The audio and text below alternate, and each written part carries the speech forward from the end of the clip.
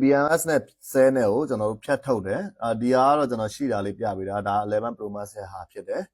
အဲ့တော့ကျွန်တော်တို့ကဒီဟာကနေပြီးတော့ဆဲနဲ့ဒီ BMS ကိုဖြတ်ထုတ်ပြီးတော့အဓိက sales ကအလုပ်လုပ်တာဗျာဗတိတစ်လုံးခံမှုမခံမှုကဒီ sales ပေါ်မှာအများကြီးမူတည်တယ်တချို့ဆိုရင်ဒီဗတိက90ဗတိဟက90ရှိတယ်ဒါပေမဲ့ဒီ sales ကြီးကဖောင်းနေတယ်ဒီ sales ကမကောင်းတော့ဘူးဆိုရင်ဗတိခံမှာမဟုတ်ဘူးစက်ပိတ်တာတွေအားကုန်မြန်တာတွေဖြစ်တတ်တယ်အဲ့တော့ကျွန်တော်တို့ကအဲ့ဒီအတွက်ကြောင့်ဒီ sales သီးသန့်ဖြတ်လဲတယ် sales အသစ်ဆိုရင်ဗတိခံမယ်အဲ့တော့ sales အသစ်နဲ့သူ့ရဲ့ original BMS နဲ့ကျွန်တော်တို့ပြန်ပြီးတော့တက်တယ်အဲ့ဒီလိုဆိုတော့ကျွန်တော်တို့က nego percentage ပဲပြန်ပြတယ်ဘာကြောင့်လဲဆိုတော့ nego BMS ပဲတက်ထားတာဟုတ် nego BMS ပဲပြန်တက်တဲ့အပေါ်မှာ nego percentage ပဲပြမှာ nego က80ဆိုရင်ဒီ BMS ပဲပြန်တက်ထားတဲ့အတွက်ကြောင့်80ပဲပြန်ပြမှာ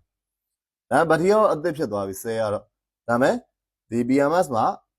အဟောင်း original ဖြစ်တဲ့အတွက်ကြောင့်ဒီကောင်က nego 80ဆို80ပဲပြန်ပြမယ်အဲ့တော့ဒီကောင်ကိုကျွန်တော်တို့က100ဖြစ်ချင်တဲ့အတွက်ကြောင့်ကိုဘာကြောင့်လဲဆိုတော့ဒီကောင်ဒီ100အနေထားဖြစ်သွားပြီဒီဆဲဒီ100အနေထားဖြစ်သွားပြီ BMS ကိုပြန်ပြင်ရတော့မယ်ပြန်ပြင်ရတဲ့အချိန်မှာကျွန်တော်တို့ဒီသူ့ရဲ့ပြန်ပြင်တဲ့ tools လေးတွေလာတယ်ဒီကောင်လေးတွေဆိုရင်အဲ့ဒီဘက်ထရီမှာငုတ်ကလေးတက်ပြီးတော့ပြန်ပြီးတော့တိုးတဲ့ပုံစံမျိုးပေါ့ဗျာပြောရမယ်ဆိုပြန်ပြင်တာပဲပေါ့ဒီ80ဖြစ်ဖြစ်60ဖြစ်ဖြစ်အဲ့ဒီအနေထားကိုကျွန်တော်တို့က